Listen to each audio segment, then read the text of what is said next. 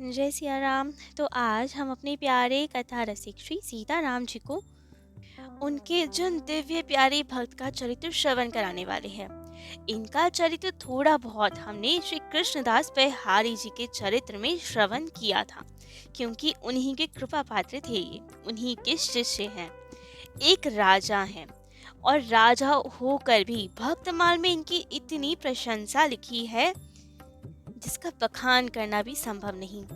भक्तमाल में लिखा गया है कि ये एक ऐसे राजा हुए जो राजा गंगा जी के पुत्र भीष्म पितामह की तरह जितेंद्रिय थे, जो धर्मराज युधिष्ठिर जी की तरह सत्यवादी थे, भगवत पूजा निष्ठा में प्रहलाद जी के समान थे, वैष्णव धर्म की पताका को ऊंचा फहराने वाले थे, ये जगत के प्रपंचों से दूर रहने वाले राजा थे। तो ऐसे राजा हो के इतने सारे गुण, भक्त होना ही कठिन होता है, क्योंकि राजा में अभिमान हो जाता है। लेकिन ये तो विरले राजा थे, अद्भुत भक्त थे। तो इनका नाम है श्री पृथ्वीराज जी, जो आमेर के राजा थे। इनकी धर्म पत्नी का नाम था श्री बालाबाई जी। ये जब अपने पिता के घर थी विवाह से पूर्व, तभी इनके पिता खूब संत सेवी थे, तो अपनी पुत्री की दीक्षा करवा दी थी। श्री कृष्णदास बिहारी जी की शिष्या थी वे। खूब संत सेवा करती थी, खूब आनंद से भजन किया करती थी। परंतु बाद में इनका विवाह श्री पृथ्वीराज जी से हो गया। परंतु उस समय तक पृथ्वीराज जी वैष्णव नहीं थे। उन्होंने तो प्रथम दीक्षा अपनी गलतागादी जयपुर में कनफटा सिद्ध तारानाथ जी से ले रखी थी। उनके शिष्य थे वे और तामसिक क्रियाएं करते थे।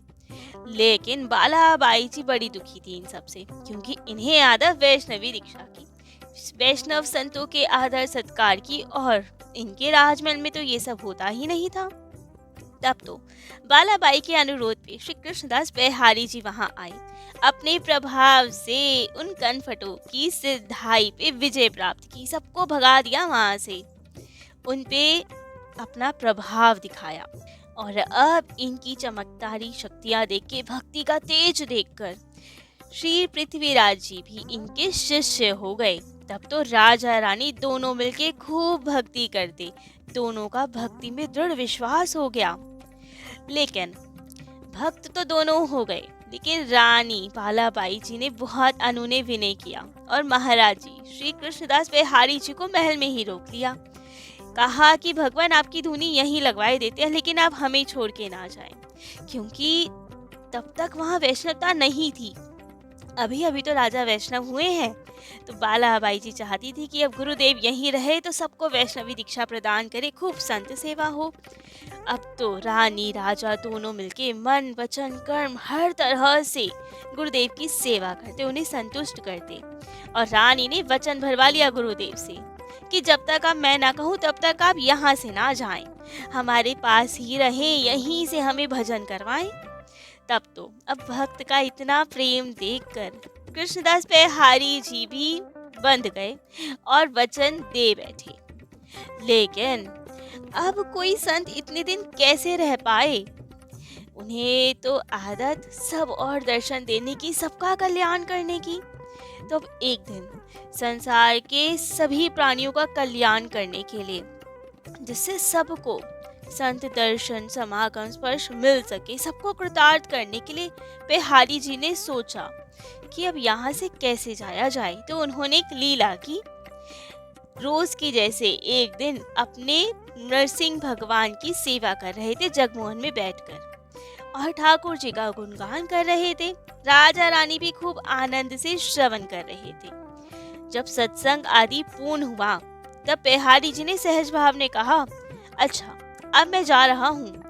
अब रानी ने समझा कि अपनी धुनी पे जा रहे हैं, भजन करने जा रहे हैं, तो कह दिया, जी महाराज पधारिए आप।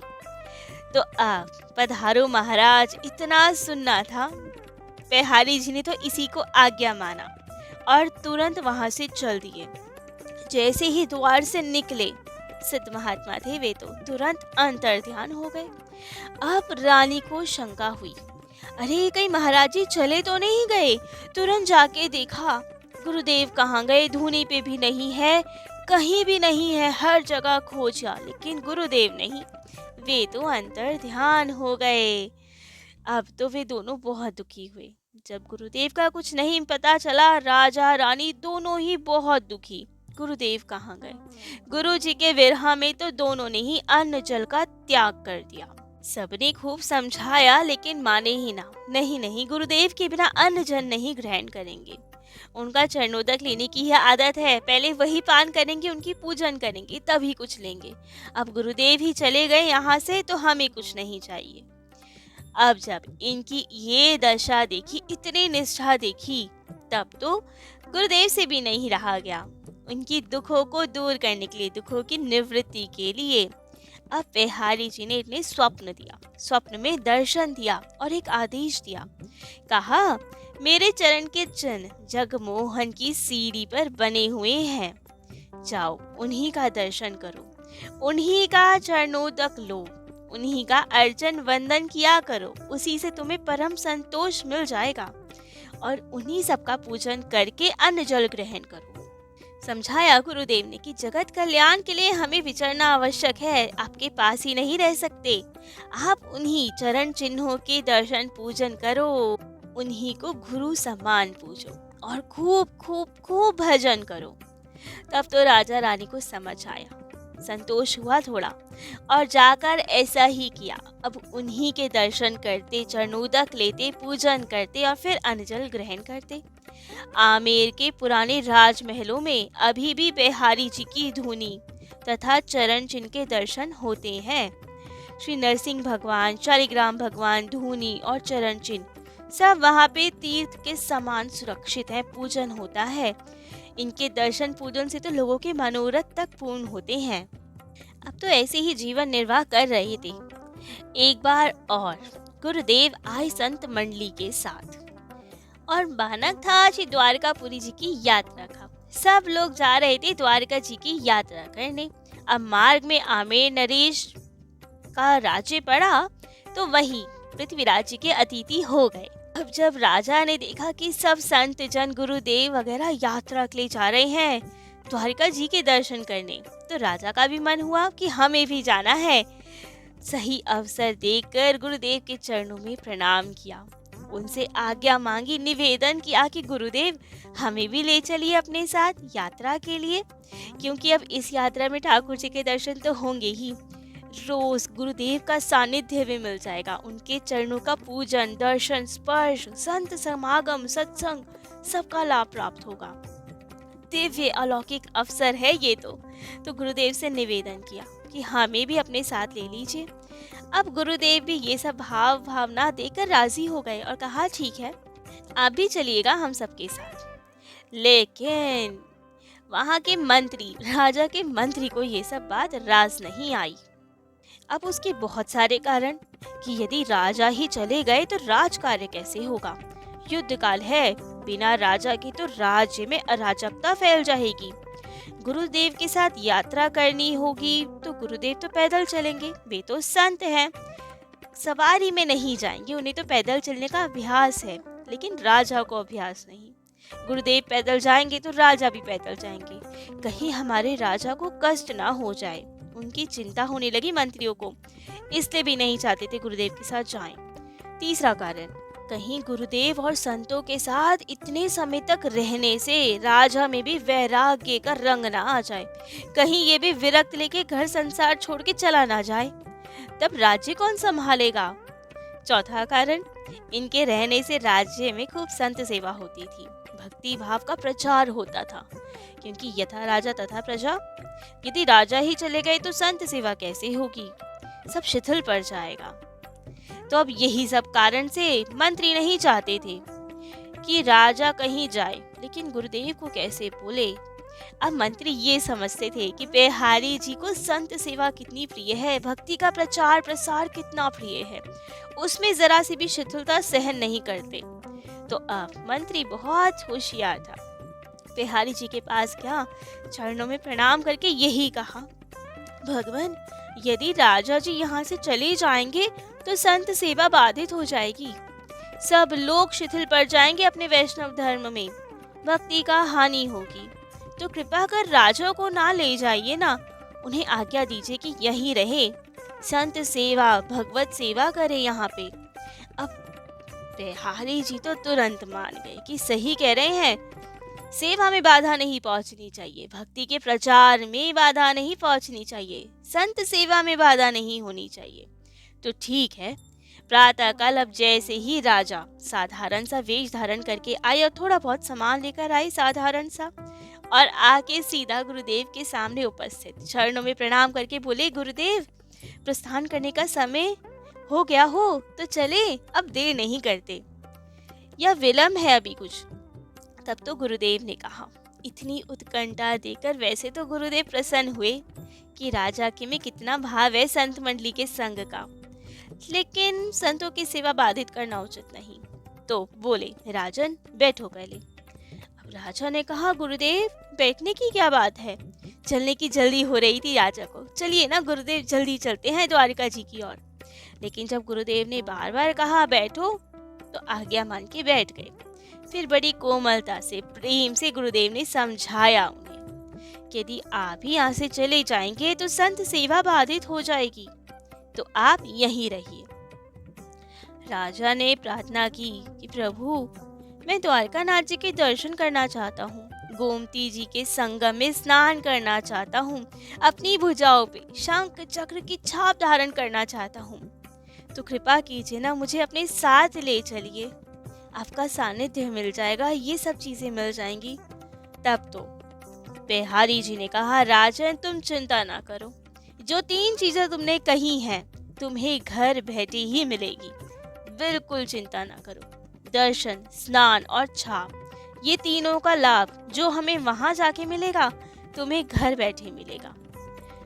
अब जब गुरुदेव ने सब बातों का खंडन कर ही दिया, जो जो उन्होंने तर्क दिए, कह ही दिया कि घर बैठे मिल जाएगा, तो राजा क्या ही कहता, आज्ञा पालन करनी पड़ी।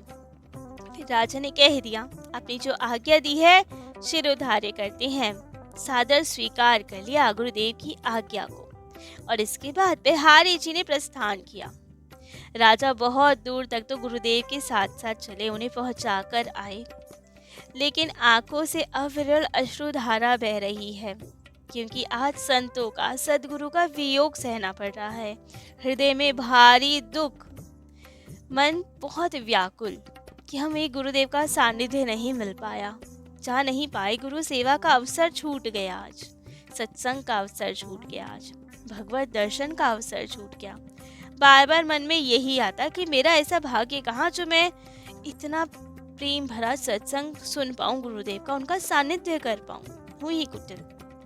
लेकिन अब गुरुदेव बार बार समझाते बुझाते वापस लौटने को कहते, लेकिन इनका हृदय तो भक्ति भाव में डूबा ही जा रहा है, अविरल अश्रुधारा बह रही है कि शायद गुरुदेव अभी भी कहते चलो साथ, लेकिन नहीं माने, वापस आना पड़ा। घर आए, 2 दिन बीत गए, तीसरे दिन रात्रि में जब राजा सोए, उसी समय भगवान द्वारिका नाथ पधारे, क्योंकि गुरुदेव की वाणी सत्य करनी थी। बिहारी जी ने भक्तिमय वाणी से कहा था कि भगवान यहीं आएंगे तुम्हें दर्शन देने, तो संतों की वाणी कैसे असत्य हो सकती है। तो आज स्वयं द्वारिकाधीश जी ने बिहारी जी की आवाज में, उन्हीं की वाणी में राजा को पुकारा। पृथ्वीराज सुनते ही अब तो राजा चौंके, गुरुदेव, गुरुदेव ने मेरा नाम पुकारा। देखा कि कहाँ है गुरुदेव। अब जहाँ से आवाज आई, पृथ्वीराज तुरंत दौड़कर वहां गए तो देखा सामने साक्षात द्वारिकाधीश भगवान खड़े हैं। तुरंत राजा ने प्रदक्षिणा की, भगवान की साष्टांग दंडवत प्रणाम किया। तब भगवान ने कहा, मेरी बात ध्यान लगा कर सुनो, ध्यान पूर्वक सुनो। ये गोमती संगम है, तुम इसमें स्नान कर लो, क्योंकि तुम्हारे गुरुदेव ने कहा है, तो उनकी वाणी सत्य होनी आवश्यक है। वहीं ठाकुर जी ने गोमती संगम प्रकट कर लिया और प्रभु की बात सुनकर राजा ने बड़े प्रेम से गोमती संगम में स्नान किया। और जैसे ही गोता लगाकर बाहर आए तो भगवान अंतर ध्यान, लेकिन तीसरी वाणी जो गुरुदेव ने कही थी कि छाप भी घर बैठे मिलेगी। जब राजा स्नान करके बाहर निकले, शंख चक्र की छाप राजा के शरीर पे लगी हुई थी।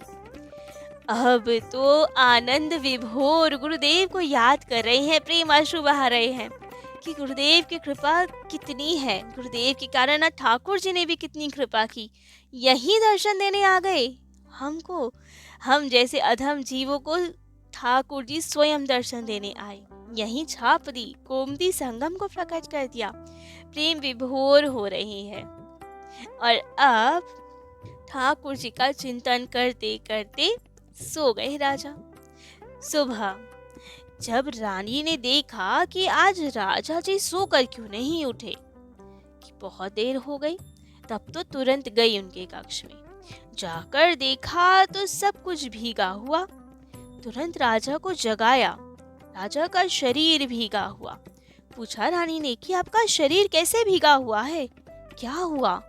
तब तो प्रेम अश्रुपूरित नेत्रों से राजा ने बताया कि अभी मैंने गोमती संगम में स्नान किया है। जल से वस्त्र भीगे हुए थे, शरीर पे दिखाया, शंख चक्र की छाप लगी हुई है। बताया कि द्वारिका नाथ ने मुझे दर्शन दिए और कहा ये जो मेरे वस्त्र पे शरीर पे जल है गोमती संगम का है, तुम भी ये जल लेके लगा लो अपने। तब तो रानी ने भी वही जल का स्पर्श किया, द्वारिका नाथ जी का हृदय में ध्यान धरा और स्वयं को बड़भागिनी माना। अब तो सब नगर में, पूरे आमेर नगर में ये बात फैल गई, ठाकुर जी कितने कृपालु हैं, राजा कितने बड़े भक्त हैं जो ठाकुर जी स्वयं आकर उन्हें दर्शन देते हैं। ये बात तो सब जगह फैल गई। अब तो दर्शनों की भीड़ लग गई राजा की, दूर दूर तक समाचार पहुंच गया। दौड़ दौड़ के संत महंत आने लगे, छाप के दर्शन करने लगे, बहुत सारी वस्तुएं भेंट करने लगे राजा को। और राजा अपने मन ही मन सोचते कि ये सब तो भगवान श्री कृष्ण जी की कृपा है, मेरे गुरुदेव की कृपा है, इसमें तो मेरा कोई सामर्थ्य नहीं, कोई भजन नहीं। लेकिन सब और गुरु गोविंद की जय जयकार, राजा की जय जयकार। तब राजा ने बहुत सुंदर और विशाल मंदिर का निर्माण करवाया। सदा सर्वदा सेवा पूजा भजन में ही लगे रहने लगे। अब पूरा संसार अब इनका सुयश गाने लगा।